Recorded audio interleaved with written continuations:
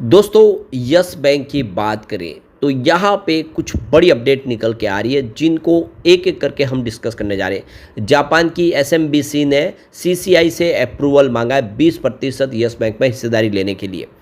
तो अब आप देख ही सकते हो कि ये कार्रवाई आगे बढ़ रही है और आप ये क्लियरली समझ सकते हो कि एफडीआई के माध्यम से निवेश हो रहा है, इसलिए यहाँ पे रेगुलेटरी अप्रूवल ज़रूरी है। तो पूरी अपडेट क्या है उसको समझने की कोशिश करेंगे। इसके अलावा एक जो बड़ी अपडेट निकल के आ रही है, यस बैंक के ऊपर हाई कोर्ट ने जुर्माना लगाया और ये पूरा मामला क्या है उसको समझने की कोशिश करेंगे इस वीडियो के माध्यम से।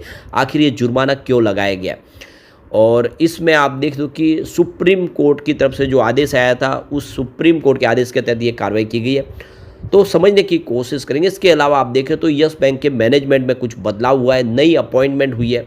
यस बैंक जो अब नई रणनीति के साथ आगे बढ़ने को तैयार है। फाइनेंशियल सेहत कैसी है, किस तरह से यस बैंक अब आने वाले रिजल्ट के लिए तैयार हो रहा है, उसको समझने की कोशिश करेंगे इस वीडियो के माध्यम से।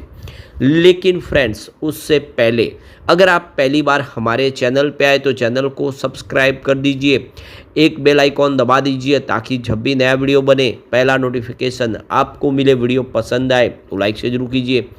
चलो फ्रेंड्स, वीडियो स्टार्ट करते हैं। मैं हूँ आपका दोस्त एस.बी. दवे और हमारे अपने चैनल ऑनलाइन कमाई में आपका बहुत बहुत स्वागत है। तो सबसे पहले यस बैंक के कारोबार की बात करें तो आप देख सकते हो कि आज 20.43 पर क्लोजिंग देखने को मिली, जहां पे 0.44% की तेज़ी थी।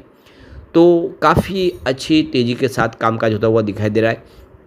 वैसे आप देख सकते हो कि शुरुआत ही पॉजिटिव थी, उसके बाद में बेहतर प्रदर्शन किया, लेकिन काफ़ी समय से स्टॉक अगर आप देखें तो इस 20 के आसपास ही ट्रेड करता हुआ दिखाई देगा। अभी उस प्राइस से नीचे है जहाँ पे एसएमबीसी और एसबीआई के बीच में डील हुई और वो है 21.5 रुपये। तो उस हिसाब से अभी भी स्टॉक जो है आपको डिस्काउंट प्राइस में मिल रहा है। अब जो बड़ी अपडेट निकल के आ रही है, जापान की एसएमबीसी ने सीसीआई नोड के लिए यहाँ पे अप्रूवल मांगा है 20% हिस्सेदारी लेने के लिए। तो ये देख सकते हो कि जापान की सुमितोमो मित्सुमी बैंकिंग कॉरपोरेशन, जिसने यस बैंक में अपनी 20% हिस्सेदारी लेने का फैसला कर लिया है, उसने यहाँ पे देख सकते हो कि रेगुलेटरी अप्रूवल के लिए देखिए फेयर ट्रेड रेगुलेटर यानी सीसीआई से क्लियरेंस मांगा है। तो जैसे कि आपको पता ही होगा, स्टेट बैंक ऑफ इंडिया और दूसरे 7 लैंडर्स ने मिलके पिछले महीने 20% हिस्सेदारी यस बैंक की जो है वो एसएमबीसी को देने का फैसला कर दिया है और इसके लिए एसएमबीसी 13,483 करोड़ रुपीज़ की रकम खर्च कर रही है। तो ये इंडिया के बैंकिंग सेक्टर का सबसे बड़ा सौदा है जो क्रॉस बॉर्डर हुआ है, मतलब इंडिया के बाहर हुआ है। इन्होंने रिक्वेस्ट की है जिसमें कहा गया है कि उनको शेयर कैपिटल और वोटिंग राइट का जो है इस्तेमाल करने का मौका मिले, तो वो शेयर अधिग्रहण करना चाहते हैं और साथ में वोटिंग राइट भी लेना चाहते हैं। तो यहाँ पे एसएमबीसी की बात करें, ये होली ओन सब्सिडीज कंपनी है सुमितोमो मित्सुमी फाइनेंशियल ग्रुप की, और एसएमएफजी की बात करें ये सेकेंड लार्जेस्ट बैंकिंग ग्रुप है जापान का। टोटल एसेट अगर इसका देखें तो ये $2 ट्रिलियन में है और दिसंबर 2024 के हिसाब से स्ट्रॉन्ग ग्लोबल प्रेजेंस है इसकी, विश्व के काफ़ी देशों में इनका कामकाज है। तो एसएमबीसी ऑलरेडी इंडिया में पहले एनबीएफसी के रूप में काम कर रहा है, इसका डाइवर्सिफाई पोर्टफोलियो और कंपनी काफ़ी तेज़ी से अपने बिजनेस को बढ़ा रहा है।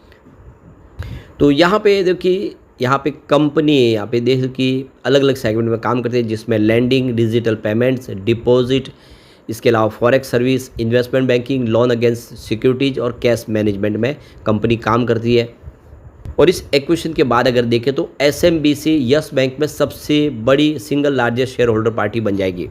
तो इस 20% की हिस्सेदारी में 13.19% की हिस्सेदारी एसबीआई दे रही है। इसके लिए कंपनी 8,889 करोड़ का पैसा है जो एसबीआई को देगी और 6.81% की होल्डिंग दूसरी और बैंक के साथ, जिसमें Axis bank, Bandhan bank, Federal bank, HDFC bank, ICIC bank, IDFC First bank और कोटक महिंद्रा बैंक है, जिनको 4,594 करोड़ रुपये की रकम दी जाएगी।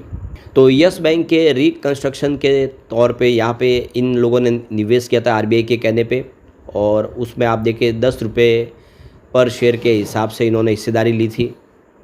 तो देख सकते हो कि अब जल्दी ही यहाँ पे एक बड़ा फैसला होता हुआ दिखाई देगा और काफ़ी सारा बोर्ड में बदलाव होता हुआ दिखाई देगा। एक और जो बड़ी अपडेट निकल के आ रही है, यस बैंक के बोर्ड में डी शिव कुमार को शामिल किया गया। इसके पीछे वजह क्या है? तो 27 जून को जो एक्सचेंज जानकारी दी गई है, उसके बोर्ड में गवर्नेंस से जुड़ा बड़ा फैसला लिया गया। बैंक की नॉन एग्जीक्यूटिव डायरेक्टर और वेरवेंटा होल्डिंग लिमिटेड की नॉमिनी श्वेता जालान ने अपने पद से इस्तीफा दे दिया है और उनकी जगह पे अब वेरवेंटा के नॉमिनी के तौर पे डी शिव कुमार को बोर्ड में शामिल किया गया है। तो श्वेता जालान ने 26 जून 2025 को पत्र लिखकर इस्तीफा दिया था, जिसे बोर्ड ने 27 जून की मीटिंग में स्वीकार कर लिया है। उन्होंने इस्तीफे की वजह अपने अन्य पेशेवर और कार्य प्रतिबद्धताओं को बताया कि उनका कुछ निजी कारणों की वजह से वो इस्तीफा दे रही है। डी शिव कुमार की नियुक्ति उनकी जगह पर वेरवेंटा होल्डिंग्स लिमिटेड ने देख सकते हो कि नॉमिनी एग्जीक्यूटिव डायरेक्टर के तौर पे कर ली है। तो ये देख सकते हो कि 27 जून को हुई बैठक में शिव कुमार की नियुक्ति को भी मंजूरी मिल गई है, जो अब शेयर होल्डर की स्वीकृति के अधीन है, यानी शेयर होल्डर की रजामंदी भी लेनी होगी।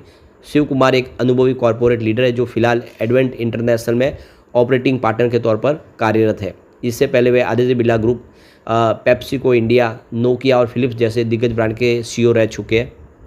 डी शिव कुमार कई कंपनियों और संस्थानों के बोर्ड में रहे, जैसे कि burger king, Godrej consumer, IIMM Ahmedabad, IIMM Udaipur, XLRI और SBJIMR बैंक ने NSE और BSE को इसकी जानकारी दी है। तो शिव कुमार सेबी या किसी अन्य नियामक संस्था के साथ डिबार में नहीं है, यानी उनके पास डायरेक्टर बनने की पूरी वैधता है। तो फिलहाल वो पूरी तरह से यहाँ पे अपने हिसाब से वो निर्णय लेने के लिए यहाँ पे सेबी की तरफ से जो नियम बने उसके हिसाब से वो लायक है।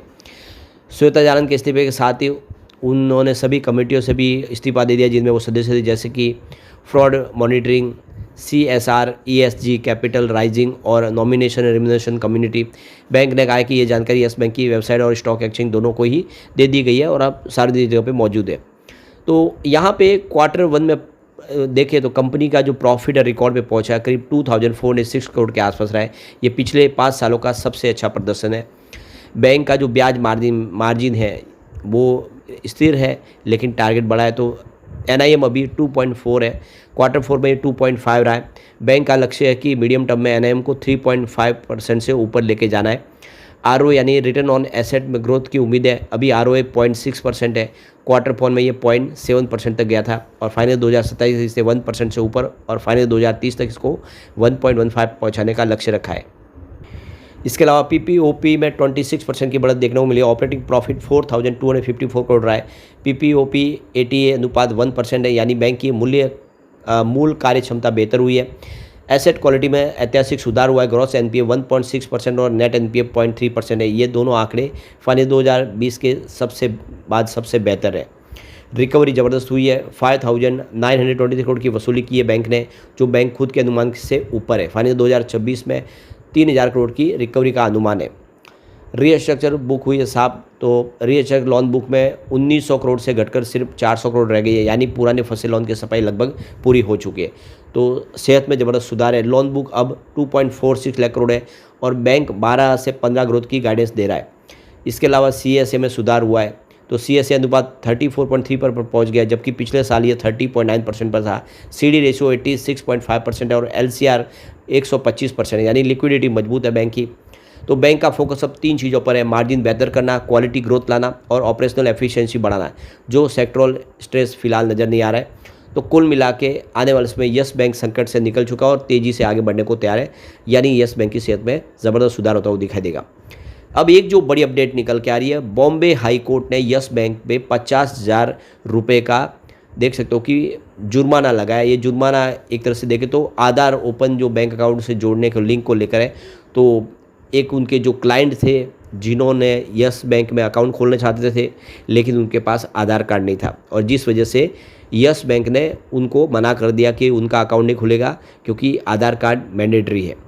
तो यहाँ पे देखो कि सुप्रीम कोर्ट का जो फैसला है जिसमें आधार कार्ड को मैंडेटरी नहीं बनाया गया, यानी आधार कार्ड के बिना भी अकाउंट खुल सकता है, लेकिन उसके बावजूद भी यस बैंक ने उनको आधार कार्ड के बिना अकाउंट नहीं खोलने दिया। उन्होंने मामला कोर्ट में लेके गए और उन्होंने कहा कि यहाँ पे जो उनको नुकसान हुआ है, यानी उनकी जो प्रॉपर्टी लीज पे नहीं दे पाए, साल भर उनको वो प्रॉपर्टी पड़ी रही, तो जिसके वजह से उनको नुकसान हुआ, तो ये नुकसान की भरपाई के लिए आप देखें तो MS सोनक और जितेंद्र जैन की जो बेंच ने ये फैसला दिया है कि सुप्रीम कोर्ट के फैसले के तहत आधार ज़रूरी नहीं है और आधार के लिए रोक के रखना ये गलत है, इसीलिए 50,000 रुपये उनको कॉम्पेंसेशन देना चाहिए। तो ये फैसला आया जिसमें क्लाइंट को अब जो उनके यहाँ पे बैंक खोलना चाहता है उसको 50,000 रुपये फ़ाइन के तौर पे दिया जाएगा, जो उनकी नुकसान की भरपाई के लिए। तो देख सकते हो कि यह यस बैंक के लिए बड़ी रकम नहीं है, लेकिन आप देख सकते हो कि ऐसे मामले हो जाते हैं जिसकी वजह से प्रॉब्लम आती रहती है। लेकिन फ्रेंड्स, कोई भी इन्वेस्टमेंट करने से पहले अपने फाइनेंशियल एडवाइज़र से एडवाइस ले ले या अपना खुद का रिसर्च करें, क्योंकि मैंने वीडियो आपके एजुकेशनल पर्पज़ के लिए ही बनाया। वीडियो पसंद आए तो लाइक से जरूर कीजिए और चैनल को सब्सक्राइब कर दीजिए। Thank you friends.